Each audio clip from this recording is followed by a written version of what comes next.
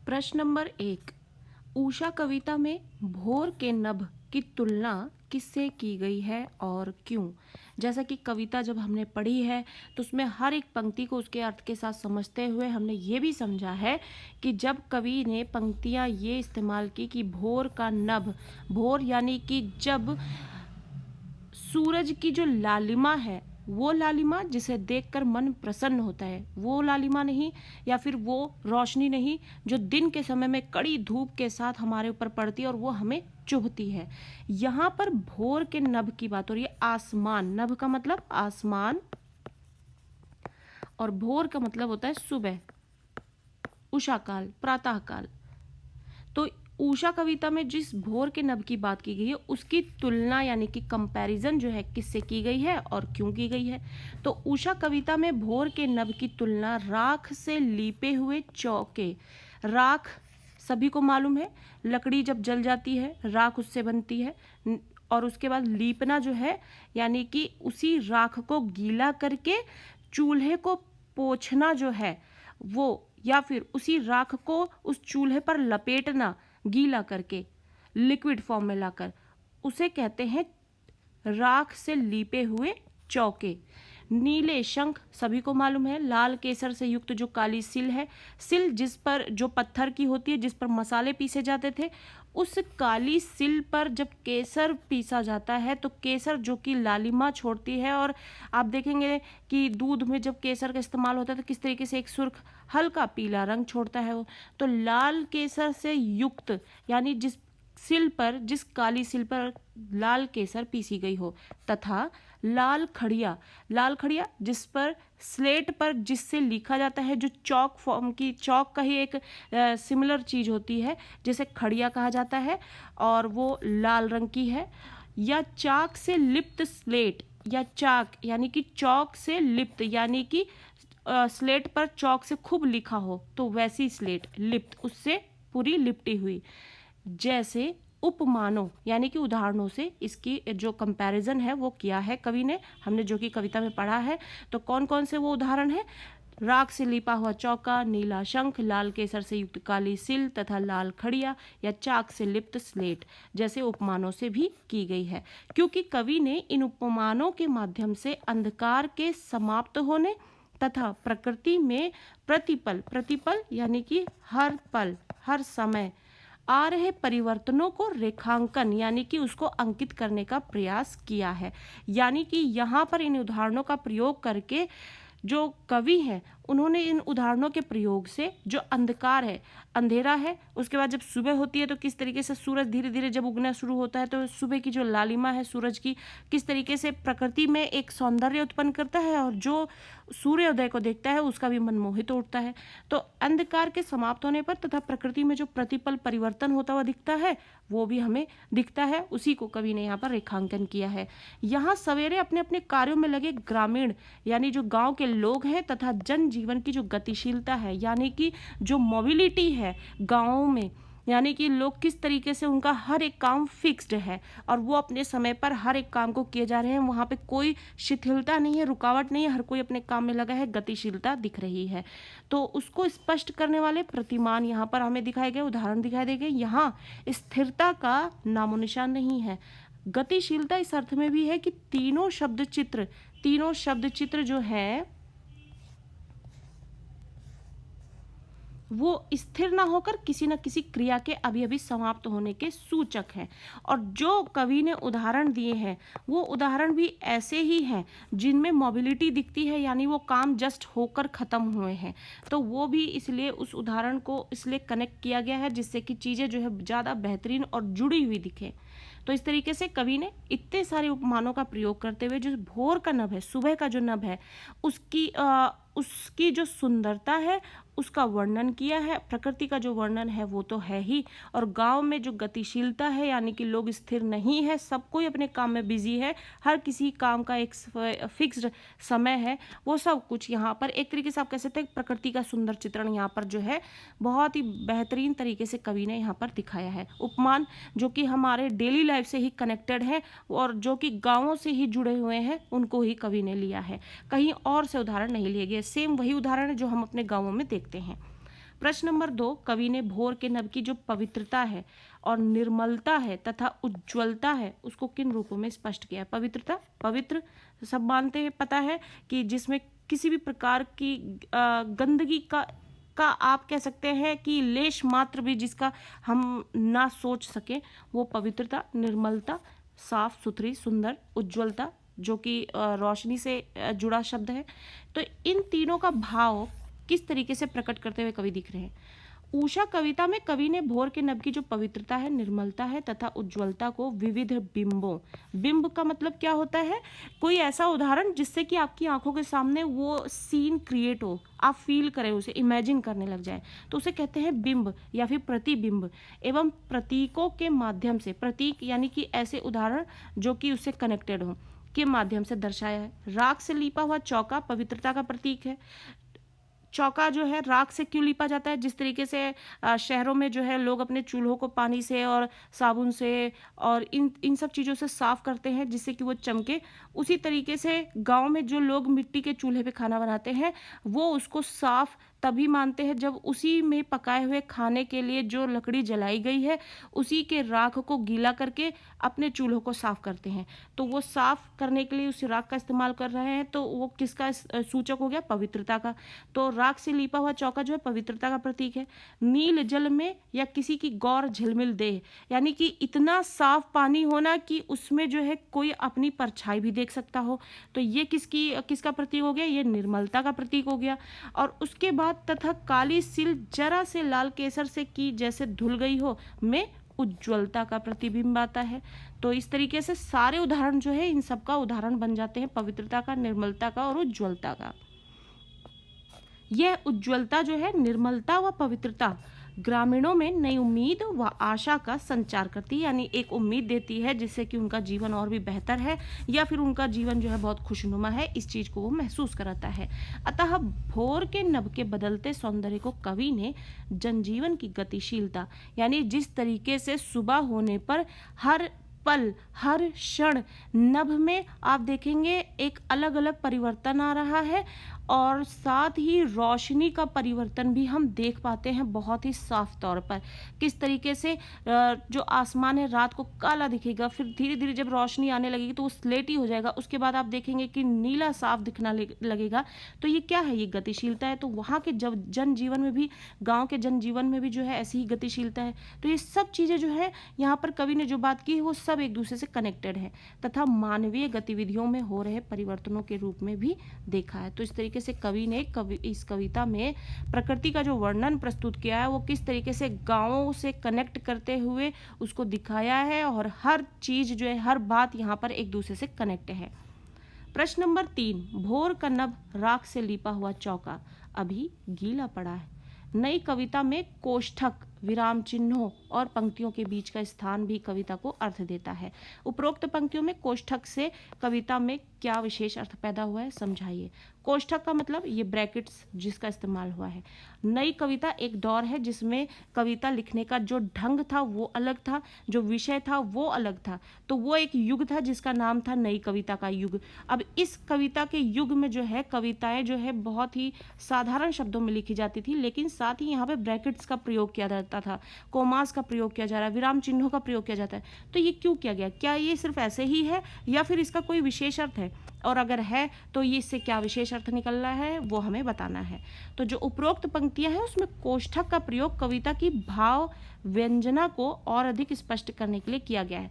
कहने का मतलब है कि हम भी जब कभी कुछ लिखते हैं तो ब्रैकेट्स में चीज़ों को इसलिए लिखते हैं कि वो चीज़ जिस तरीके से हम बताना चाह रहे हैं उसको वैसी समझी जाए, इसलिए ब्रैकेट में उसको कोई डाउट ना रह जाए, इसकी वजह से लिख दिया जाता है। ऐसे ही कवि ने भी इस कोष्ठक का यहाँ पे प्रयोग किया है जब वो बता रहे हैं कि जो भोर का नभ है वो राख से लीपे हुए चौके की तरह दिख रहा है जो अभी गीला पड़ा है। तो इस तरीके से वो यहाँ पर अपने जो भाव व्यंजना है, अपने भावों को, अपने इमोशंस को जो यहाँ पे विचारों के माध्यम से प्रकट कर रहे हैं क्लियर हो जाए, इसके लिए यहाँ पे कवि उसको ब्रैकेट्स में और भी क्लियर कर रहे हैं। यहाँ कोष्ठक में लिखित पंक्ति जो है अभी गीला पड़ा है वस्तुतः राख से लिपे हुए चौके की पूरी जानकारी दे रहा है तथा आकाश रूपी चौके की भी ताजगी एवं नमी की सूचना भी देती है। अब ये तो बता रहे हैं कि कवि की जो भोर का नभ है, जो सुबह का आसमान है, वो राख से लिपे हुए चौके के समान दिख रहा है। लेकिन चौका जिसको अभी यहाँ पर राख से लीपा गया है, अभी गीला ही है, तो उसी समान गीले होने का अर्थ यहाँ पर ये भी कनेक्ट कर रहा है। सुबह सब जानते हैं किस तरीके से, आप जब पार्क में जाएंगे तो घासों पर जब आप चलेंगे तो उस पर ओस पड़ी हुई रहती है, तो ये किसका सूचक है, हमें पता लगता है ओस गिरती है, कहाँ से गिर रही है और उसमें भी किस तरीके से नमी है। उसी तरीके से जिस तरीके से राख से लिपे हुए चौके में नमी है, वैसे ही हमें आसमान में भी नमी है, जिससे कि ओस पड़ती है, वो हमने देखा ही है। कविता में एकमात्र विराम चिन्ह आया है, वह भी महत्वपूर्ण दृश्य परिवर्तन की सूचना देने वाला प्रमाणित होता है। विराम चिन्हों के बाद उषा का जो जादू है वो टूटने की सूचना दी गई। जब विराम चिन्ह लगा दिया जाता है तो यहाँ पर ये चिन्ह जो है हमें संदेश दे रहा है कि ये उषा का जो जादू है वो टूटने की सूचना दे रहा है। पंक्तियों के बीच के स्थान जो है वो बिंबों की सार्थकता को स्थापित करते हैं। जो इनके बीच में जो आप स्थान देखेंगे वो बिंबों की सार्थकता, यानी कि जो सीन क्रिएट करना चाहते हैं पाठकों के बीच में कवि, वो सीन सच में क्रिएट हो सके, वो पाठक जो है उसको फील कर सके, उसको इमेजिन कर सके, इसके लिए उसकी सार्थकता को बनाए रखने के लिए वो ये चीज़ें करते हुए नजर आते हैं। तो इस तरीके से ब्रैकेट्स का प्रयोग यहाँ पर इस वजह से हुआ है। प्रश्न नंबर 4, सूर्योदय से पहले आकाश में क्या क्या परिवर्तन होते हैं और उषा कविता के आधार पर इसे हमें बताना है। सूर्योदय से पहले आकाश की जो छवि है वो क्षण क्षण बदलती हुई रहती है। इस परिवर्तन को चित्रित करने तथा उसकी गतिशीलता को पकड़ने के लिए कवि ने विविध यानी कि कई प्रकार के प्रतीकों तथा बिंबों का प्रयोग किया है, और जिसके उदाहरण हमें कविता में बहुत सारे पढ़े हैं और अभी पिछले प्रश्नों में भी हमने पढ़े हैं। कविता को अच्छे से समझे, देन आप उसके प्रश्न उत्तरों पर आए, जिससे कि आपको ये प्रश्न उत्तर जो है रटने ना पड़े, आपको अच्छे से समझ में आए, जिसके लिए आप एनसीईआरटी हिंदी के चैनल पर इसकी जो लाइन टू लाइन एक्सप्लेनेशन है वो पढ़ सकते हैं, समझ सकते हैं और आपको रटने की ज़रूरत नहीं पड़ेगी। तो इस तरीके से आगे बढ़ते हैं, और यहाँ पर जब कभी हमें ये बता रहे हैं कि जो उदाहरण उन्होंने दिए हैं उसके विविध उदाहरण उन्होंने प्रतीक और बिंबों के माध्यम से दिए हैं, जिससे कि उसकी गतिशीलता को पकड़ा जा सके और उसको पाठकों के सामने रखा जा सके। प्रातःकाल में अंधकार के हटने तथा प्रकाश के फैलने की प्रक्रिया को ग्रामीण जनजीवन की गतिविधियों से जोड़ा गया है। यानी जब प्रातःकाल अंधकार हट रहा होता है और प्रकाश फिर फैल रहा होता है, हट रहा होता है अंधकार और फैल रहा होता है प्रकाश, इस प्रक्रिया के दौरान जो ग्रामीण जनजीवन है उसकी जो गतिविधियां, जो क्रियाकलाप है, आप देखते हैं सुबह सवेरे जो है किसान उठ जाता है अपने खेतों में और अपने घरों में जो पालतू पशु जो रखता है, सारी गतिविधियां जो उसकी जुड़ी हैं वो किस तरीके से ब्रह्म मुहूर्त में ही उठ जाता है और सारी गतिविधियां आप उसकी देख सकते हैं। तो उषा काल के दौरान आकाश में नमी मौजूद होती है। कवि ने इसे राख से लिपे हुए चौके जैसे बिंब के माध्यम से दर्शाया है। और फिर भोर के नभ का जो नीला रंग है तथा राख से लिपे चौके में दृश्य साम्य है, यानी उसके दृश्य में समानता देखी जा सकती है, जो यहाँ पर कवि ने हमें उदाहरण से पेश किया है। तो जो उदाहरण है और जो प्रकृति में वास्तविक रूप से देख रहा है कवि, उन दोनों में दृश्य की जो समानता है वो पूरी तरीके से देखी जा सकती है। कवि ने सूर्योदय से पहले आकाश को काले सिल सा, सूर्योदय से पहले यानी सूरज नहीं निकला उससे पहले वो सिल के समान जो है आसमान दिख रहा है तथा स्लेट के रूप में भी चित्रित किया है। और सूर्य की जब छिटकती हुई लालिमा आती है तो वो काले सिल को लाल केसर से धुल जाने तथा स्लेट पर लाल खड़िया या चाक मल देने का बिंब परिवेश में हो रहे परिवर्तन को चित्रित करता है।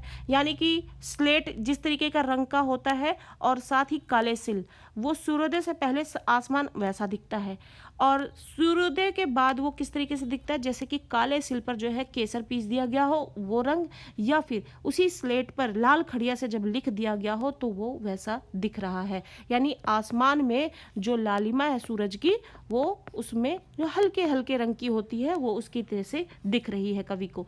तथा सूर्योदय के समय आकाश रूपी नीले जल में किसी युवती का गोरा शरीर चमकना भी परिवर्तन को चित्रित करता है। इतना निर्मल है वो दृश्य जिसमें कि कोई अपना प्रतिबिंब भी देख सकता है। तो इस तरीके से सूर्योदय से पहले आकाश में ये परिवर्तन देख रहा है कवि, जिसको उन्होंने कविता में दिखाया है हमें। प्रश्न नंबर 5, उषा कविता के किन उपमानों के आधार पर आप इस कविता को गांव की सुबह का गतिशील चित्र कह सकते हैं। यानी कवि ने कौन कौन से उदाहरण दिए जिसके आधार पर हम ये कह सकते हैं कि ये जो कविता है वो गांव की सुबह का एक गतिशील जो है वर्णन प्रस्तुत कर रहा है। या फिर इसी प्रश्न को ऐसे भी पूछ सकते हैं कि कविता के किन उपमानों को देखकर कहा जा सकता है कि उषा कविता गांव की सुबह का गतिशील शब्द चित्र है। उषा कविता में कवि जो शमशेर बहादुर सिंह है, उन्होंने ग्रामीण उपमानों का प्रयोग कर गांव की सुबह को गतिशील शब्द चित्र के माध्यम से सामने लाने का प्रयास यहाँ पर किया है, जो कि हम कविता में भी पढ़ चुके हैं और पिछले प्रश्नों में भी पढ़ चुके हैं। कविता में नीले रंग के प्रातःकालीन आकाश को राख से लीपे हुए चौके जैसा कहा गया है। ग्रामीण परिवेश में ही गृहिणी जो है वो भोजन बनाने के बाद चौके को राख से लीपती है, जो प्रायः काफी समय तक गीला ही रहता है। फिर दूसरा बिंब जो है यहाँ पर दिखाया गया है कि काले सिल का है, जो काला सिल अर्थात पत्थर के काले टुकड़े पर केसर पीसने का काम भी जो है गाँव की महिलाएं ही करती हैं। तीसरा बिंब जो है ये कवि ने ये दिखाया कि वो काले स्लेट पर लाल खड़िया या चाक मलने की क्रिया नन्हे ग्रामीण बालकों द्वारा जो होती है। इस बिंबात्मक चेतना में गतिशील शब्द चित्र भी मौजूद है, अर्थात प्रकृति की जो गतिशीलता का वर्णन है। अतः ये कहा जा सकता है कि शमशेर बहादुर सिंह कविता गांव की सुबह का चित्र जो है जीवंत बना देते हैं।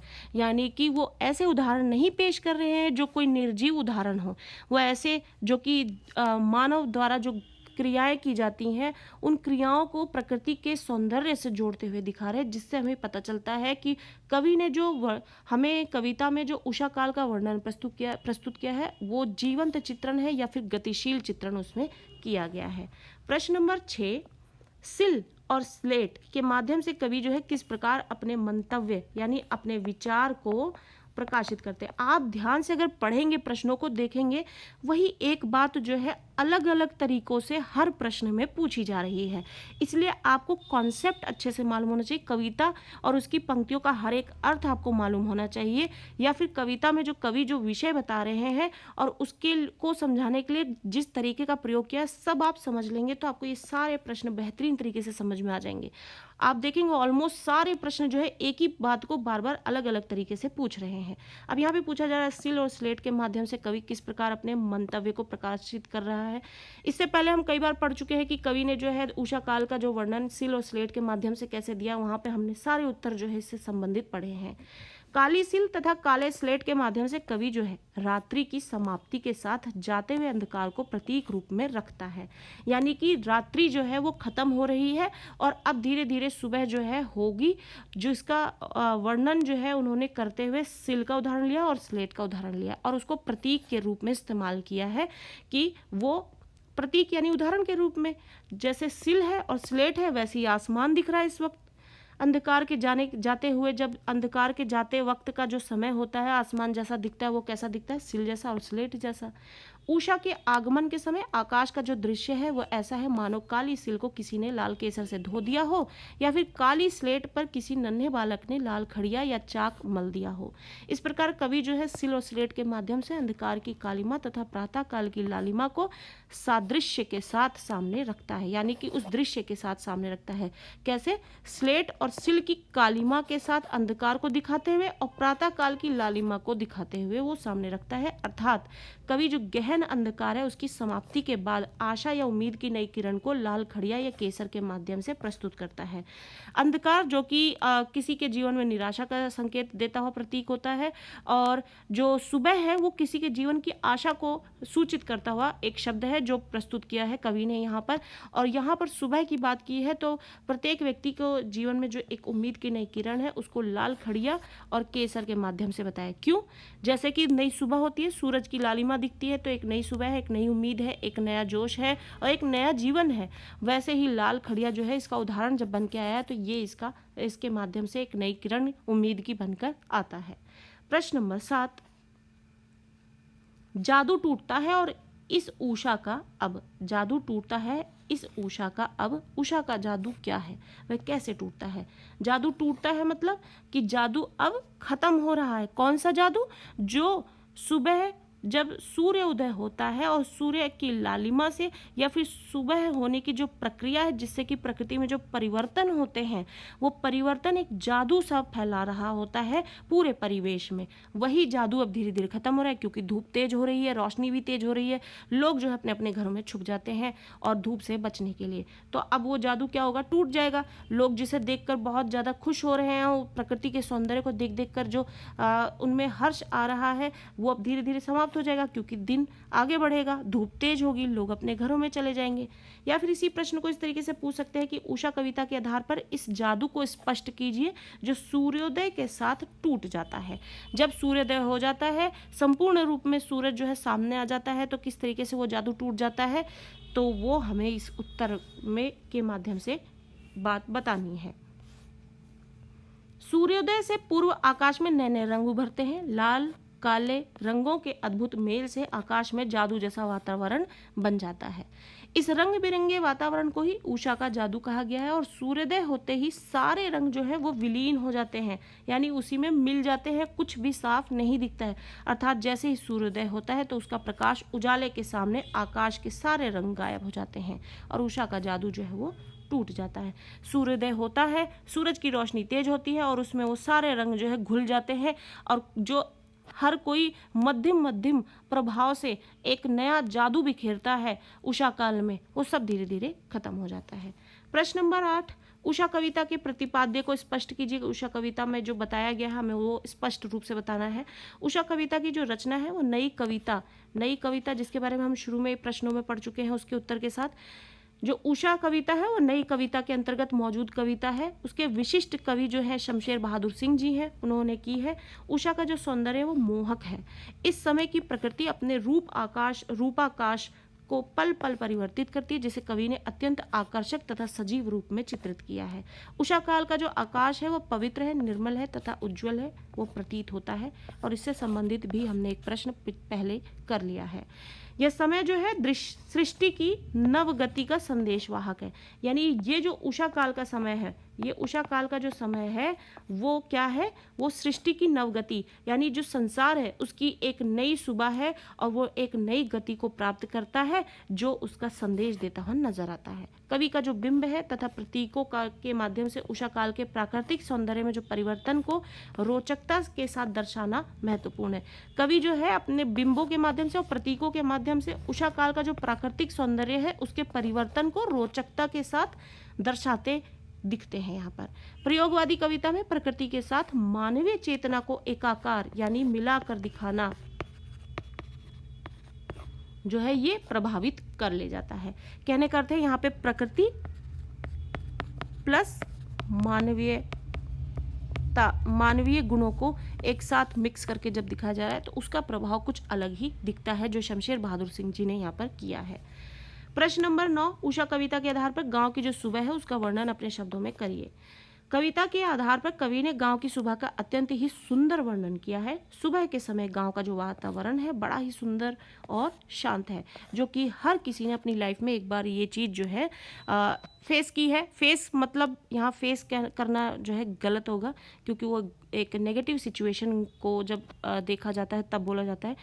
इसको जो है आप कह सकते हैं कि ऐसे वातावरण का स्वाद जो है हर किसी ने लिया है कि वो कितना सुंदर और शांत माहौल होता है गांव का। आकाश में केसरिया रंग जो है उसके साथ विभिन्न प्रकार के पक्षी उड़ते रहते हैं और चहचहाते रहते हैं। किसान जो है वो कृषि कार्य में व्यस्त हो जाता है, बच्चे खिलखिलाकर हंसते हैं और खेलते रहते हैं तथा गृहिणियां जो है वो अपने कार्य में व्यस्त होती हैं। इस प्रकार गाँव की जो सुबह है वो बड़ी ही सुंदर होती है। सूर्योदय से पूर्व यानी कि पहले आकाश में जो फैला केसर सा लाल रंग है, ऐसा प्रतीत होता है मानो राख से लीपा चौका हो, या फिर सूर्योदय होते ही धीरे धीरे रंग गायब होने लगता है और सूर्य के इस प्रकाश से आकाश जो है किसी गोरी युवती के समान चमकने सा लगता है तथा सूर्योदय का जो होना है वो गांव के लोगों में उम्मीद की नई किरण का संचार करता है। और वही हर एक प्रश्न का भाव है और हर एक प्रश्न में एक ही भाव है, और देखा जाए बारीकी से तो हर एक प्रश्न का उत्तर भी जो है कहीं ना कहीं एक दूसरे से मिलता हुआ जुलता हुआ दिखता है। इसलिए कविता को आप जरूर एक बार चैनल पे already line to line explanation उसकी मौजूद है, जरूर पढ़ें। देन उसके बाद आप इन क्वेश्चन आंसर्स को पढ़ें। आपको कोई भी क्वेश्चन मिलेगा, आपके सारे आंसर जो है यही देना है कि जो कवि हैं उन्होंने 3 उपमान दिए हैं कि किस तरीके से चौके की तरह लिपा हुआ दिख रहा है, काला सिल, स्लेट और उसके बाद लाल खड़िया का इस्तेमाल। यही उदाहरण है जिसके माध्यम से कवि ने जो है गांव में गतिशीलता दिखाई है, लोगों में उम्मीद का नया संचार होता हुआ दिखाया है, और उषा काल का जो प्राकृतिक सौंदर्य है वो इसका पेश किया है, और यही इसका एक उत्तर है, और यही इस कविता का प्रतिपाद्य है, और यही इसका संदेश है। यही कविता में कवि ने जो है अपने इस रचना के माध्यम से पेश करने की कोशिश की है। तो आई होप कि मुझे ये लगता है कि आपको यहाँ पर ये कविता के जो प्रश्न हैं वो बहुत ही बेहतरीन तरीके से समझ में आए होंगे, कोई डाउट नहीं रह गया होगा, और टर्म टू एग्जामिनेशंस जो हैं आपकी विदाउट एनी डाउट जो है आगे बढ़ रही होगी। और इसी तरीके से आप प्रिपरेशन करते रहे एनसीईआरटी हिंदी चैनल के साथ, और चैनल के साथ